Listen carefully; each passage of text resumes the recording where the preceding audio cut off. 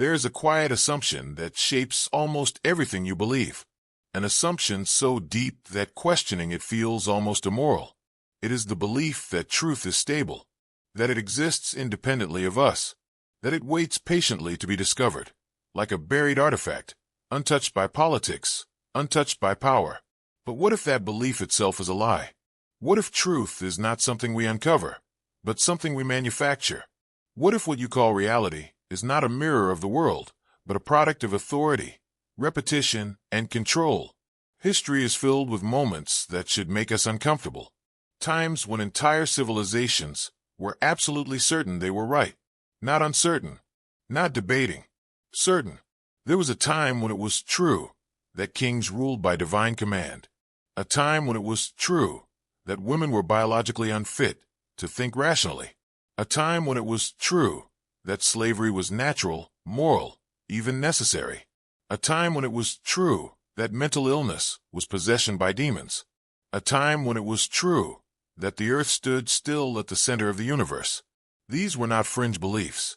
They were mainstream truths, protected by institutions, enforced by law, defended by experts, and believed by ordinary people who felt morally justified in holding them.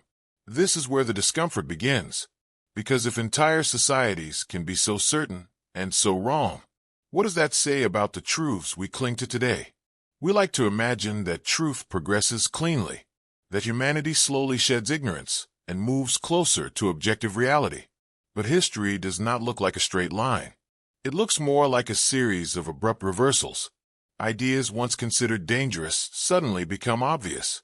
Beliefs once considered obvious suddenly become unthinkable. And the most disturbing part is this.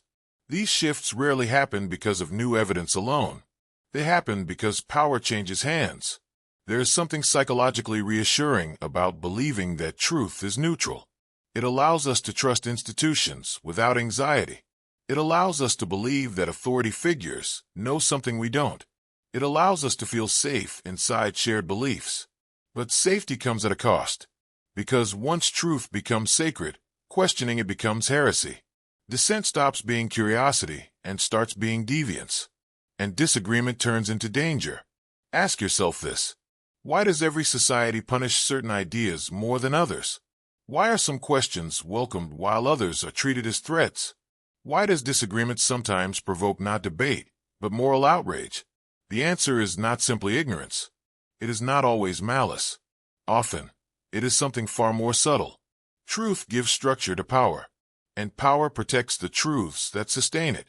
This is why the most unsettling thinkers in history are not those who propose new answers, but those who question how answers are chosen in the first place. There exists a category of ideas that does not attack beliefs directly, but undermines the ground beneath them. Ideas that do not say, "This is false," but instead ask, "Who decided this was true?" And that question alone is enough to make people uneasy, because it threatens something deeper than knowledge. It threatens certainty, identity, belonging. It suggests that what feels natural may be learned. What feels moral may be conditioned. What feels obvious may be enforced. This is where the dangerous idea emerges. The idea that truth is not above power, but woven into it. And once that possibility enters your mind, it becomes impossible to unsee. The human mind is not built to live without stable truths. We crave solid ground. We want moral clarity, intellectual certainty, and social consensus. Without them, anxiety creeps in. So when a society establishes its truths, people cling to them, not because they are proven, but because they are shared. Shared truth feels like safety. It tells you where you belong. It tells you what is acceptable to say. It tells you who is sane, who is dangerous, who is worth listening to. And once those boundaries are drawn, defending truth begins to look indistinguishable from defending order itself. This is why challenges to truth often provoke fear rather than curiosity, because they threaten more than facts. They threaten stability. Throughout history, those who questioned dominant truths were rarely treated as neutral skeptics. They were treated as threats to social cohesion, as corruptors, as enemies. And this pattern repeats regardless of the era or ideology. Truth does not merely describe reality. It organizes it. It determines which voices are amplified and which are dismissed, which experiences are validated and which are ignored, which lives are protected and which are disposable. This realization is deeply unsettling because it means truth is not innocent. It is shaped, filtered, and reinforced through systems, education, medicine, law, religion, science, media. Systems that appear objective, but are built within specific historical conditions. Conditions defined by who holds authority. And here is where a particular thinker enters the story, not as a comforting guide, but as a disruptor. Michel Foucault did not ask whether something was true or false. He asked something far more threatening. How did this become true? Who benefits from this truth? Who is excluded by it? What forms of behavior does it reward? What kinds of people does it produce? To Foucault, truth was not timeless. It was historical, not neutral, but political. He argued that every era constructs its own regime of truth, a system that determines what counts as knowledge, who is qualified to speak, and which statements are accepted as reality. These regimes do not require constant force. They function because people internalize them. They feel natural, obvious, inevitable. And once internalized, power no longer needs to shout. It whispers. You begin to police yourself. You censor your doubts. You adjust your language. You align your beliefs with what feels reasonable, respectable, safe. Not because someone commands you to, but because truth itself has taught you where the boundaries lie. This is why Foucault's ideas feel dangerous. They do not tell you what to believe. They take away the comfort of believing unquestioningly. They suggest that behind every obvious truth lies a history of struggle, of dominance, of exclusion. And once you recognize that, a question begins to haunt you. If truths have changed before, if they have collapsed, reversed, and been replaced, if they have served power in the past, what guarantees that the truths shaping your life today are any different? That question does not offer comfort. It offers responsibility. And from this point forward, the world no longer looks solid. It looks constructed. This is where the real journey begins. When people hear the word power, they often imagine something loud. A king on a throne, a dictator giving orders, a soldier enforcing obedience. But the most effective power does not announce itself. It organizes reality quietly. It does not simply tell you what to do. It tells you what things are. This is the form of power Michel Foucault was obsessed with. Not power as force, but power as definition. Because once something is defined, behavior follows naturally. Throughout history, institutions have not merely enforced laws or beliefs. They have shaped the categories through which people understand themselves and others. Consider prisons. Before modern prisons existed, crime was treated as an action. You stole. You assaulted. You violated a rule. But prisons introduced something new. They transformed actions into identities. You were no longer someone who committed a crime. You were a criminal. That shift changed everything. Once criminality became an identity, it could be studied, classified, measured, and managed. Certain behaviors became symptoms. Certain personalities became suspicious. Certain backgrounds became predictive. Punishment was no longer just about justice. It was about normalization. The prison did not simply confine bodies. It produced a specific kind of person. The same pattern appears in medicine. Before modern psychiatry, madness was chaotic, spiritual, mysterious. It frightened people, but it did not yet belong to science. Then hospitals arrived with clipboards, diagnoses, and categories. Madness became mental illness. Difference became disorder. Deviation became pathology. This was not merely progress. It was a transformation of truth. Suddenly, some people were labeled sane and others insane. Some voices became credible. Others were dismissed as symptoms. And once labeled, those definitions followed people everywhere. Into courtrooms, into schools, into their own self-image. This is what Foucault meant by power producing truth. Institutions do not simply discover what is normal. They define it. They draw lines between acceptable and unacceptable, healthy and unhealthy, intelligent and deficient. And once those lines exist, people organize their lives around them. Schools offer another example. Education does not merely transmit knowledge. It standardizes intelligence. It decides what counts as learning, what counts as success, what counts as failure. Students are ranked, tested, evaluated, compared. Abilities are reduced to numbers. Potential is measured against a template.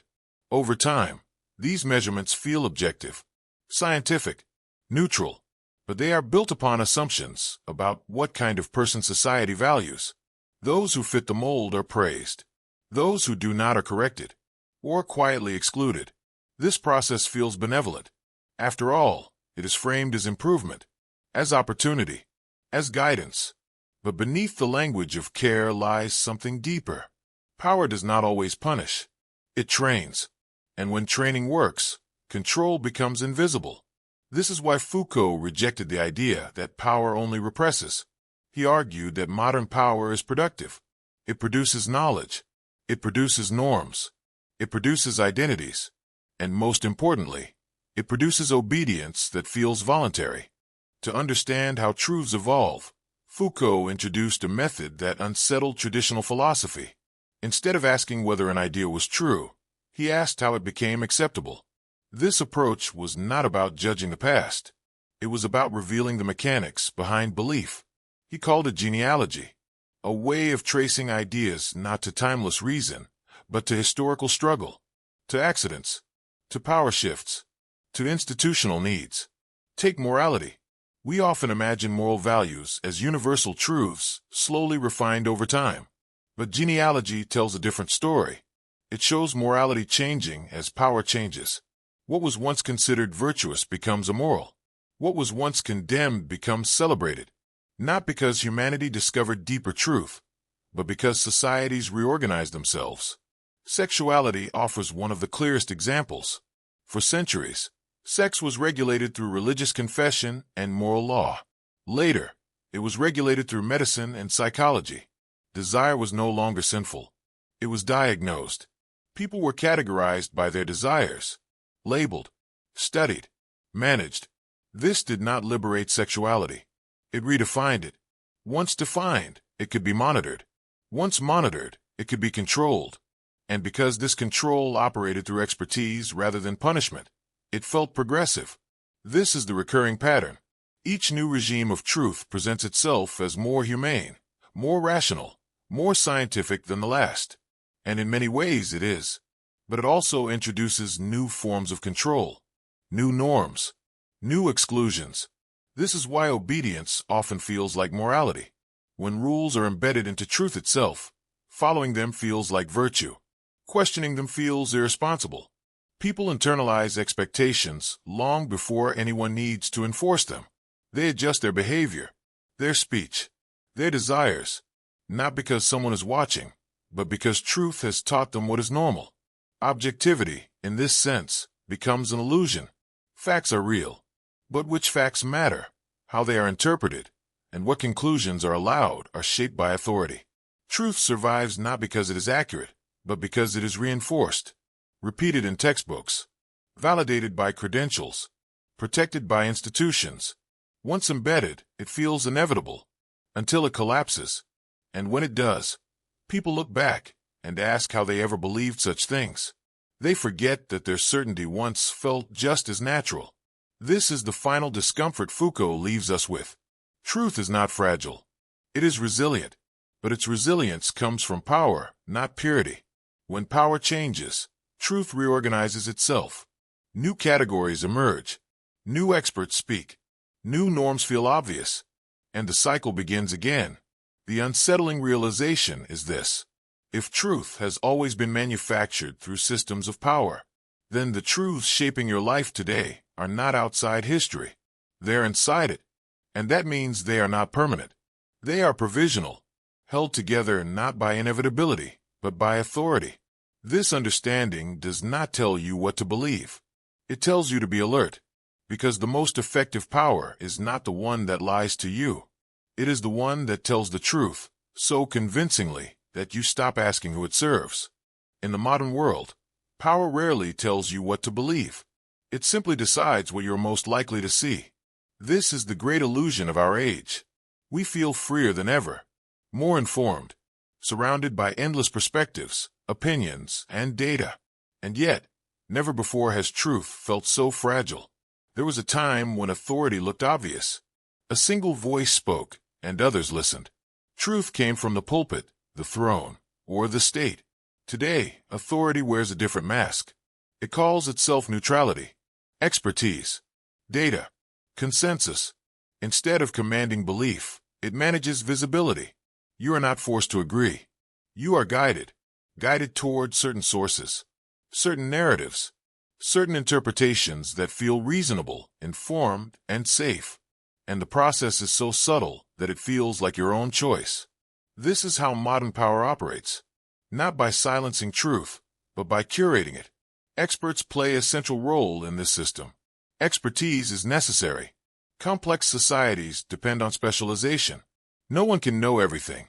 But expertise also creates boundaries.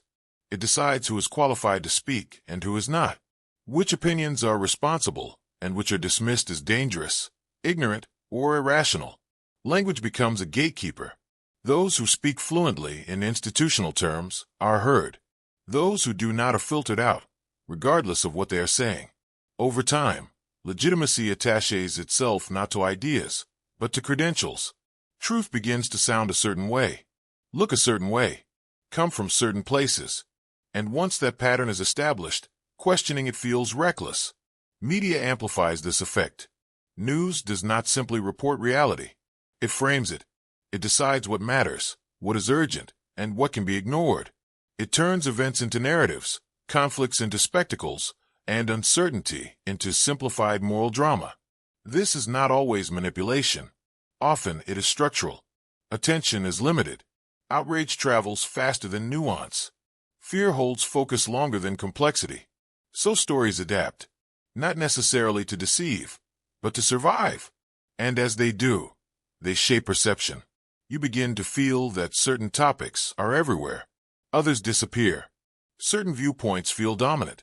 Others feel fringe, even when they are widely held. Reality becomes distorted not by lies, but by emphasis. Social platforms take this logic further. They do not ask what is true. They ask what keeps you engaged. Algorithms learn your habits, your pauses, your reactions. They feed you content that confirms, intensifies, and reinforces your existing beliefs. Not because they care about ideology, but because certainty keeps you scrolling. The result is not a single imposed truth, but many parallel ones. Each feels self-evident from the inside. Each feels irrational from the outside. And this fragmentation creates a strange new form of control. People do not need to be censored. They censor each other. Deviation becomes visible instantly. Punishment arrives socially rather than legally. Reputation replaces force. This is where moral panic emerges. Certain ideas become symbols of danger, not because they are carefully examined, but because they threaten stability. Nuance disappears. Complexity collapses. Positions harden into identities. You are no longer debating ideas. You are defending who you are. And once belief becomes identity, changing your mind feels like betrayal. This is why modern conformity feels voluntary. No one forces you to align. You feel the pressure before it is spoken. You learn which opinions receive approval, which provoke silence, which invite outrage. Slowly, almost unconsciously, you adjust. You soften doubts. You phrase disagreements carefully. You avoid questions that feel unsafe. Not because you are afraid of punishment, but because you are afraid of exclusion. Social validation is a powerful force. Belonging feels like truth. Rejection feels like error. And power understands this. It does not need to ban ideas when it can disincentivize them. It does not need to imprison bodies when it can manage visibility. In this environment, truth becomes exhausting. There are too many narratives, too many experts, too many interpretations. Contradictions pile up faster than they can be resolved. So people retreat into certainty. They choose the narrative that aligns with their identity, their community, their sense of self. And once chosen, evidence is filtered through belief rather than the other way around. This is not stupidity. It is human psychology. The brain seeks coherence. It avoids cognitive dissonance. It protects belonging. Modern power exploits this without needing intention.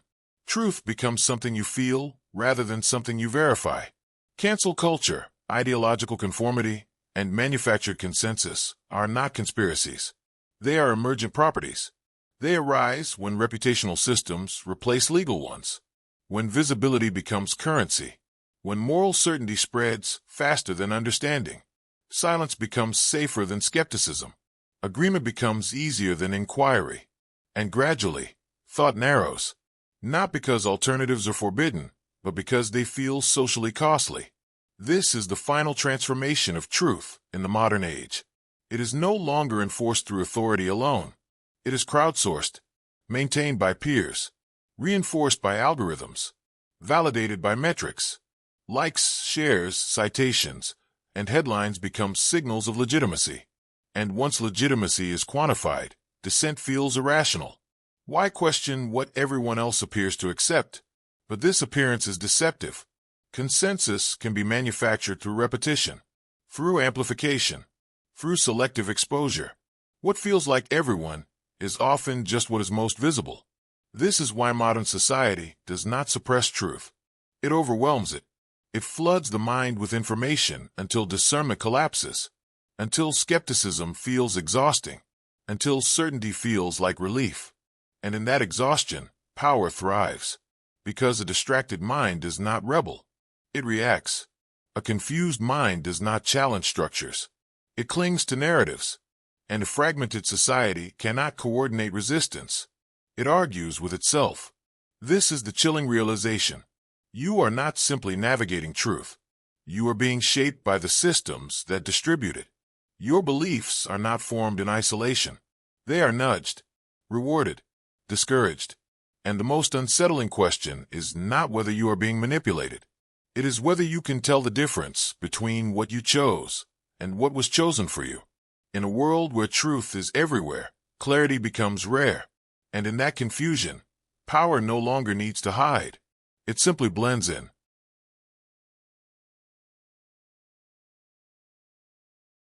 When the idea of absolute truth collapses, something unsettling remains. Not clarity, not certainty, but space. A quiet, uncomfortable space where answers no longer arrive fully formed, where authority no longer feels solid, where belief can no longer hide behind inevitability. This is the point where many people turn away, because uncertainty feels like loss. Loss of meaning, loss of moral grounding, loss of direction. And yet, Foucault never intended his ideas to lead to despair. They were not an invitation to nihilism. They were a demand for responsibility. If truth is not guaranteed by nature or neutrality, then it becomes something we participate in, something we sustain, something we are accountable for. This is the burden of freedom after Foucault. To live without absolute truth does not mean believing nothing. It means refusing to treat beliefs as innocent. It means recognizing that every truth carries consequences, that every definition includes some people and excludes others, that every system of knowledge shapes behavior, identity, and possibility. This awareness changes how certainty feels. Confidence becomes provisional. Conviction becomes reflective rather than dogmatic. Belief becomes something you hold carefully, not something you wield. This is why skepticism must be distinguished from cynicism. Cynicism assumes that all truth is manipulation, that nothing is genuine, that power is all there is. But skepticism does not deny truth. It questions how truth is produced, protected, and circulated.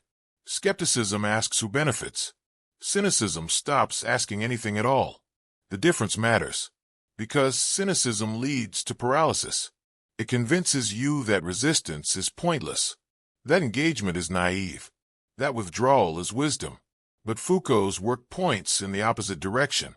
It suggests that awareness is not weakness. It is leverage.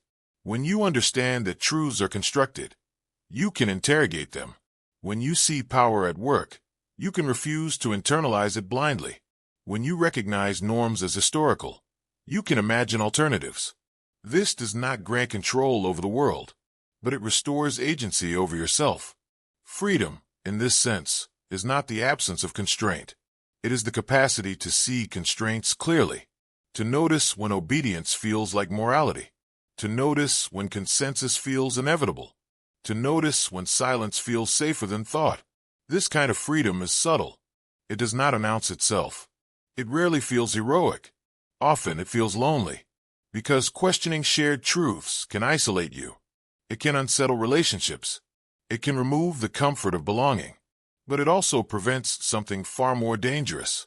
The slow disappearance of thought. To live responsibly in a world without absolute truth is to remain alert to yourself. To ask not only what you believe, but why you believe it. Not only what feels right, but what that feeling serves. It means paying attention to moments when certainty feels too easy, when outrage feels rehearsed, when agreement feels automatic. These are often signs that power has done its quiet work. This does not require rejecting institutions, experts, or knowledge. It requires refusing to surrender judgment entirely, to listen without worship, to learn without submission, to question without assuming superiority. Foucault did not offer a final moral code. He offered a practice, a way of relating to truth that resists domination. This practice begins with humility, the recognition that your beliefs are shaped by history, language, and environment, but does not end there. It continues with courage, the willingness to revise beliefs, to sit with ambiguity, to tolerate uncertainty without rushing toward closure. In a world that rewards certainty, this is an act of resistance. And resistance does not always look like protest. Often, it looks like refusal. Refusal to reduce complexity into slogans. Refusal to turn disagreement into identity. Refusal to confuse visibility with legitimacy. It looks like slowing down thought in a system designed to accelerate reaction. This is how freedom survives. Not as rebellion against all structure, but as awareness within it. Because power is not something you escape once and for all. It is something you navigate continuously. There is no outside position, no final awakening, only vigilance. This is why the most dangerous lie is not falsehood. It is neutrality, the belief that truth simply exists without consequences. That knowledge floats above power. That expertise is innocent. Once you believe that, you stop paying attention. And when attention fades, power no longer needs to hide. The question that opened this journey now returns, transformed. If truth changes with power, how should one live? Not by seeking purity, not by demanding certainty, not by retreating into cynicism, but by remaining awake, by treating truth as something fragile and consequential, by recognizing that belief is never passive, by understanding that what you accept quietly shapes the world you help create. And the final question is no longer abstract. It is personal. If truth changes with power, who are you becoming by believing it? There is no answer offered here. Only responsibility and silence.